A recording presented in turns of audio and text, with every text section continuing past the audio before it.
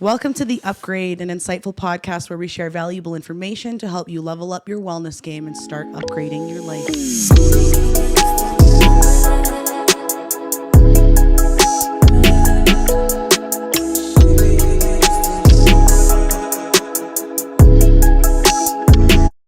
I'm your host, Sam. And I'm your co-host, Carly. And today we're at part 2 of Motherhood. We told you part 1 was our prologue. So prologue meaning our finding out we were pregnant. Our stories were we were a little shocked. Her because she was younger, mine because it just wasn't the plan. Now we're in part 2. We've been raising kids. I have 1, Carly has 3. And we know that this is a very relatable thing, obviously, for moms. But moms, being a mom, we all know, is not easy. No. It's full of blessings. It's full of fulfillment. It's amazing, but it comes with a lot of, you're dealing with a human. It's tough. And you're raising a human. And Carly, you've raised 3 beautiful children. Somehow. They're all so nice. Jace is still a little tiny little baby. Yeah. But Jack and Shay, good job, Carly. They're good kids. So we want to know today, we're going to just basically say 3 things that I struggle with, 3 things that Carly struggles with. Maybe we'll see if any of these things we have in common. Typical of many mothers to deal with in terms of what's hard in motherhood. Mm-hmm.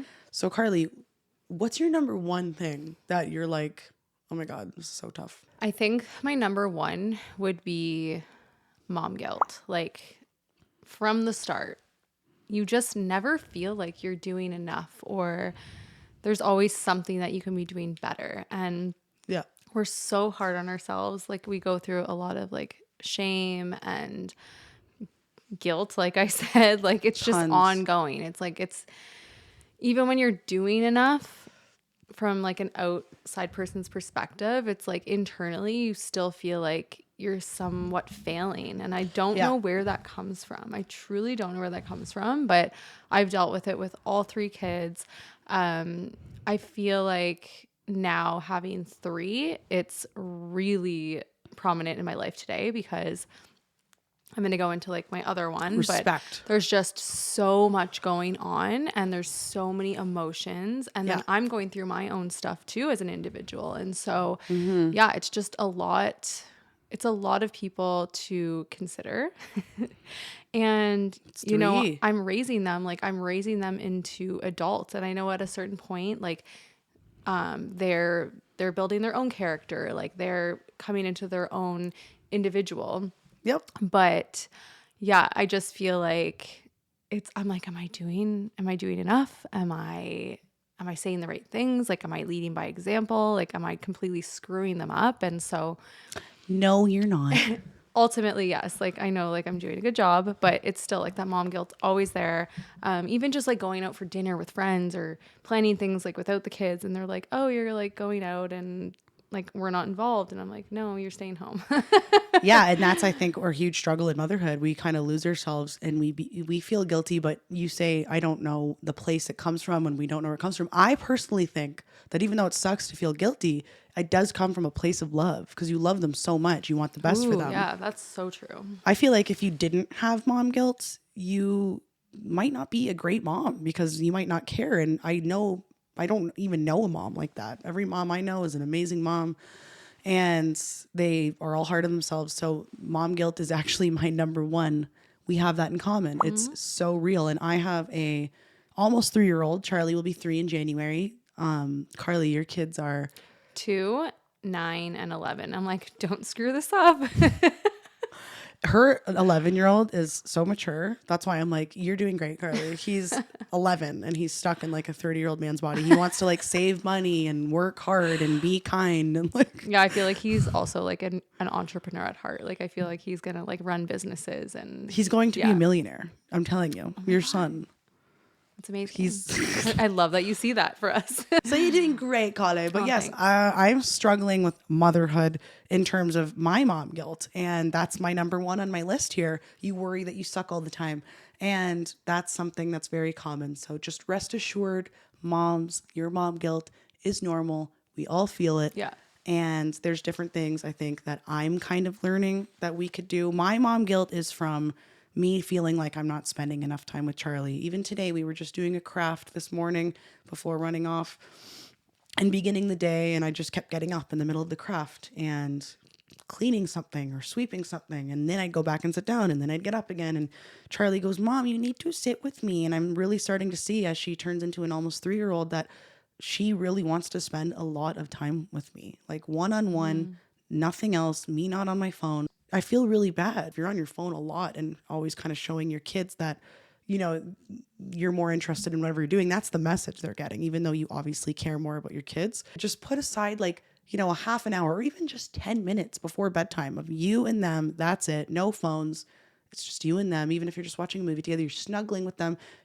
Those episodes of closeness have shown in many studies that children just feel much more valued, and also just telling them your feelings, telling them how you feel, which brings me to my next thing. Carly, you are really good at like communicating with your kids that you're stressed or that you don't feel good. Frig, you'll even tell them you're hungover sometimes. And I love I'm just not feeling good because Mom had a few drinks last night. Like, your honesty with them is really good. And I think that's a huge reason why your kids are mature. I swear. I feel like that has been something that I've always focused on since day one. I was like, I never want to beat around the bush with my kids. I always want to be real and honest with them, because honestly, I grew up in a family. I love my family. I have great parents. I have a great family, but a lot of things were hidden from me. And it was always, I just felt like they were always trying to protect me by not telling me things. And I feel like kids are very aware, and even on an energetic scale, like they know what's going on. They feel everything. Like they feel what we're going through. They know when we're stressed. Even if they don't say it, they feel it. They know exactly what's going on. And so smart. I feel like the more open and honest we are with our kids, the more they will respect us, and then the more they will grow into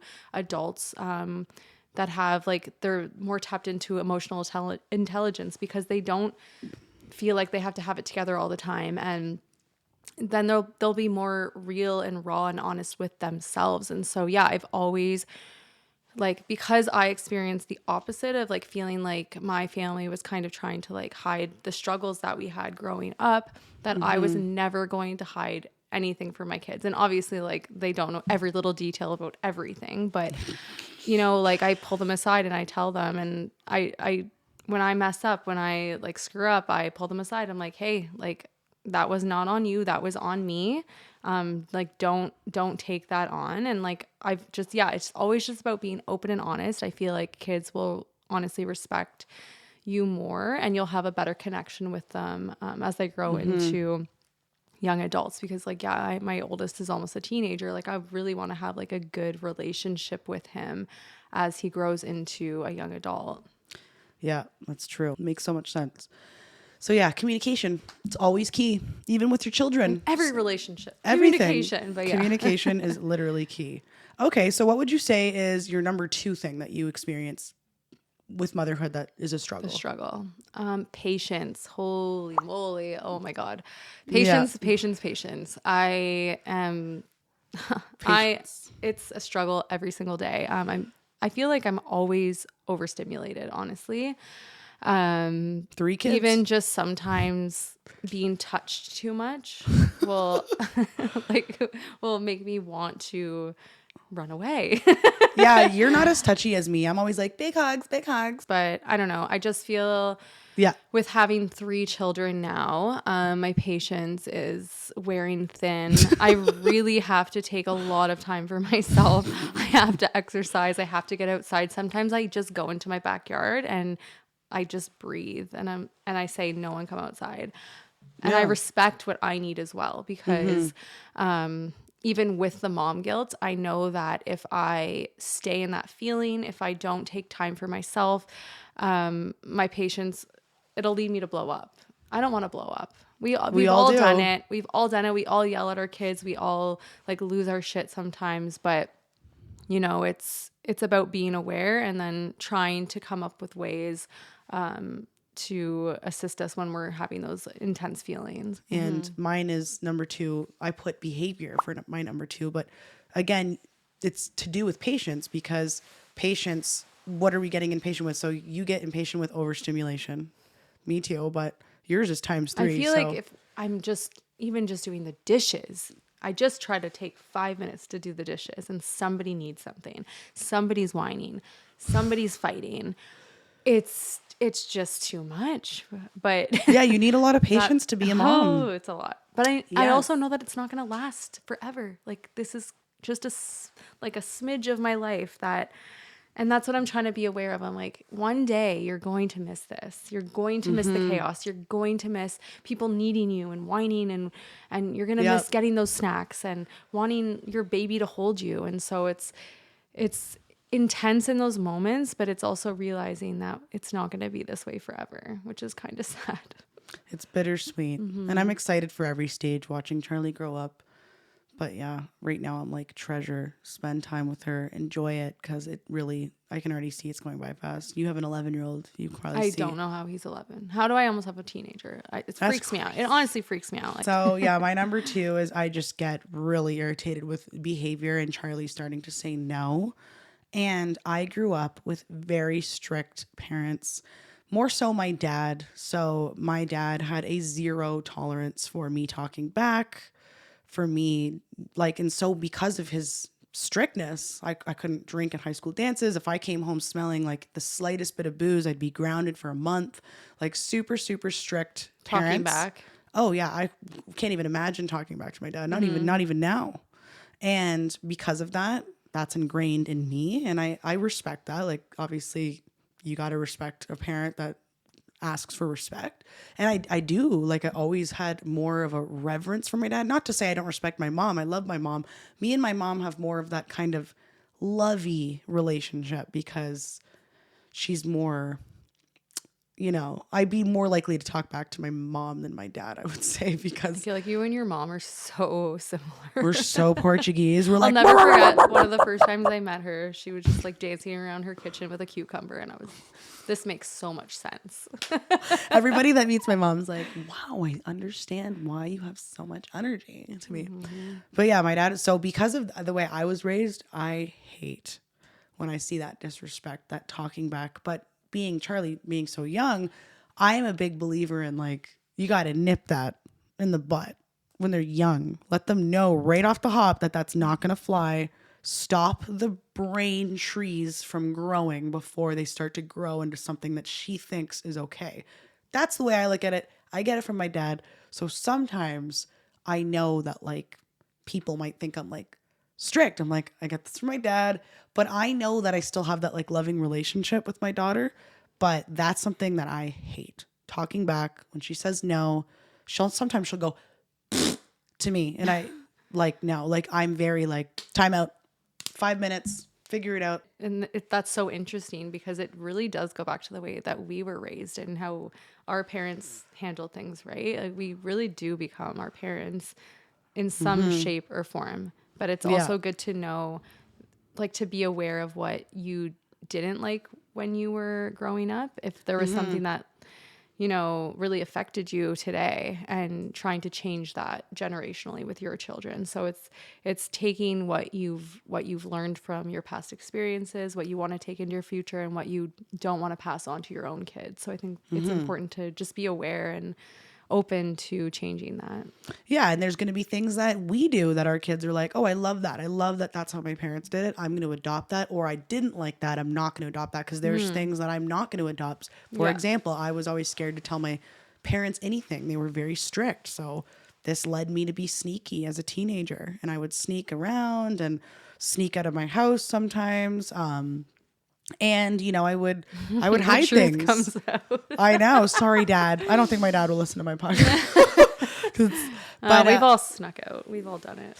Yeah. So I don't want Charlie to ever feel like she has to sneak around with me. So again, comes back to the communication piece. I always want to just be honest with Charlie, and hopefully that will motivate her to be honest with me. I don't ever want her to feel scared to tell me stuff. So that's one thing I probably will continue to take on, like that strictness in terms of like the talking back. But in terms of, I need to let her breathe a little bit. Like I wasn't even allowed to go to a party. If my parents would call the parents and be like, is there alcohol at this party? And I couldn't go if there was. Like, that's, oh my God, that's so strict. I would be like traumatized if my parents did that. I know. And then I went to my friend, is grade 10. Her name was Emily. She had a sweet 16th birthday. Oh no, grade 11. And my dad calls and Emily's dad was like, don't worry, I'll cover for you. And there was definitely booze there, but I was like, oh my God, I love you. But again, I'm not saying my parents are bad people. My parents are amazing. I love them. They just loved you so much that they wanted to protect you. I was the oldest daughter. Yeah. And the second oldest kid, but the oldest daughter. So I got the strictest, tightest leash. I couldn't even have a boyfriend till grade 12. Meanwhile, my younger sister, I believe, had her first boyfriend in grade 9. How's that fair, Dad? Huh? But it's okay. I'm over it. This was like a therapy session. We're just like, yo. I knew that this podcast episode was going to be therapy. Yeah. I was like, I need this. You got to be real and raw. Like everyone's going through. We've all been through crap. Like it's just, we're not hiding anything. Yeah, we're not. Okay, well, this brings us right to literally number 3. What's your third and final thing? Obviously, it doesn't mean it's final, but your third thing for today's episode. I feel like I could come up like with a list of 100 things. Of course. So you said mom guilt. But I feel like time would be my third. Not even like so much as a trigger, but just as having 3 children, it's really hard to allocate time to each child and give them the time and attention that they probably deserve.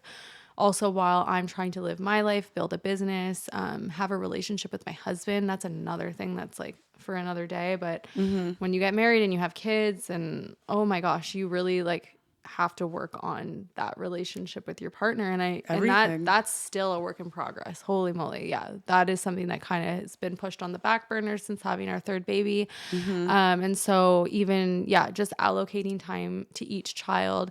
There was a time when so time is your third. Time, yeah. After I had Jace, like my 3rd, I made a point to take Jack and Shayla out on little mommy daughter and mommy sun dates, and I would take them and we did some fun stuff like tree top trekking and just taking Shayla out for dinner and just like giving them that time and focus so that they felt special. And so, but honestly, I don't do it enough. And so I feel like and that leads me back to mom guilt. It's a struggle. It's all connected. Yeah, it's like, how do you figure it all out? How do you give yourself the time and attention that you need, the self-care, the self-love? Give it to your partner and then give it to your kids. Like, what comes first? Like, I almost think self-love and self-care comes first, going to the gym, like getting enough rest. Because if I was up till 3 last night, not because I was wanting to stay up, I just was tossing and turning. I was a bit cranky this morning. And so cranky Carly. It's like, if you're not, you don't want to mess around with cranky Carly, but if you're not in a good state, you can't give yourself to anybody no matter what. And so, so true. Time and all time of that. For everything. Time for everything. It's so hard. And then friends, which we're going to talk about eventually. But yes, I feel like I've been neglecting friends since having 3 kids, and it's hard. Well, at least you get to see me every week to record this podcast. Yes. Yeah. What's your third? My third is similar. It says work/getting things done. So that comes back to time. It's funny. Our 3 are related. Gosh, like the exact same. we just wrote them in different ways. Yeah. But getting things done, there's so many tasks you need to do in a day for whatever you're doing. Carly started a business. We both have done that. We're trying to make that work. I also have another job as a supply teacher. And then there's recording this podcast and editing this podcast. And you have 3 kids and I have 1. So like, how, Carly? I struggle with time with 1. I don't know. It's so crazy. I don't know. See, you just do it. Like, that's why women are just super women. I was just going to say, women are so resilient. We are powerhouses, badasses. Like, men are great too. Men are great. Men. But I feel like it's insane what we're able to do. The fact that we like have we're pregnant for 9 months and we're going through all the hormonal changes and the emotions and the discomfort of like the physical aspect, and then going through labor, which is we talked about that insanity, like episode 1. so insane. And then having this child that you're just supposed to like keep alive and then raise into this like human being that you want to be a good person, and then you do lose yourself. Holy moly, yeah. And I actually wrote that too. I wrote that too. Sometimes you feel like you lose your identity. and again, I'm going to bring this right back to the point you just said.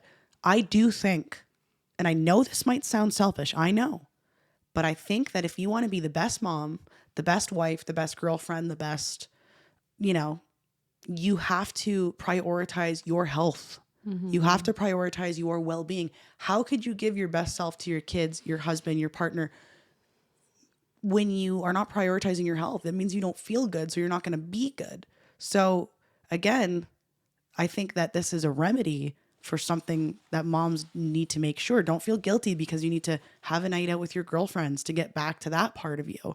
There's the social part of you that hangs out with their friends. There's the wife part of you or the partner part of you. There's the mom part of you. There's the daughter part of you. There's so many different parts of you. You do have to nourish all of them. Obviously, your kids would probably come before your friends. That makes sense. But getting out every now and then is great, I think, to deal with and to just make sure. I need it. Like, I need a girls' night out at least too. a couple times a month. We should Like have a girls' twice a night. month. I need to get out with my friends, dinner, couple drinks, like fun, laughing with no kids. And We should do it. And I don't feel. I honestly, saying that, don't feel guilty because I know that if I stay in and I don't have those times, I'm gonna blow up. Exactly.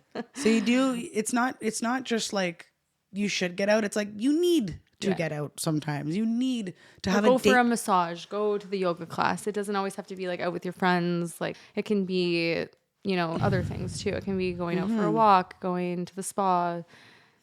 Taking yourself out for lunch. I've done that a couple of times now where I've gone out for breakfast and just like brought my laptop and got a coffee. Back in the day, I would have dropped dead before I did that. I've never been seen at a restaurant by myself. So embarrassing. And now it's like the most glorious thing ever when you just get to take yourself out for like a coffee and some food and like no one's talking to you and you just get to, look around, like witness your surroundings and just enjoy yourself. And I love it. It's good self-care. That's good. So self-care, number one, and then, you're just going to be better at everything if you do take care of yourself. So the solution to all of this is going to be self-care, and whatever that is to you. If you like to go to the gym, if you like to get massages, maybe you like all of it. Maybe you like to get your nails done. Maybe you like shopping like me, retail therapy. But yeah, you need to take care of yourself and then you'll be better at everything. So I wrote this down. Look, capital letters, Carly, prioritize self-care. Yeah. And yeah. And then if you're not your best self, I say this to my husband all the time. Like if we're going through it, if we're arguing, we have our issues, like everybody does. I always come back to, and I usually say to him, and I think it kind of annoys him, but I think deep down he knows that we just got to work on ourselves again. You got to like work on yourself, like watch podcasts, meditate, work out. I got to do my thing, like the things that feel good for me. And then we'll be better together. We'll be better for the kids. It just makes so much sense that if you're not in your optimal state, you will not have anything to give to anybody else. And this doesn't mean you have to be perfect, but just taking care of yourself. Farthest from perfection. Like I am not preaching that I'm perfect. I know so many flaws, but me too, all of us. It's the journey of life and motherhood and everything that comes with it. And it's quite the journey at that. Yeah. So I wrote here, don't focus so much on what you can't control. Focus on what you can control. You can control yourself being able to set aside an hour and go do some self-care, whatever that self-care looks like to you. So you can control that. So do that.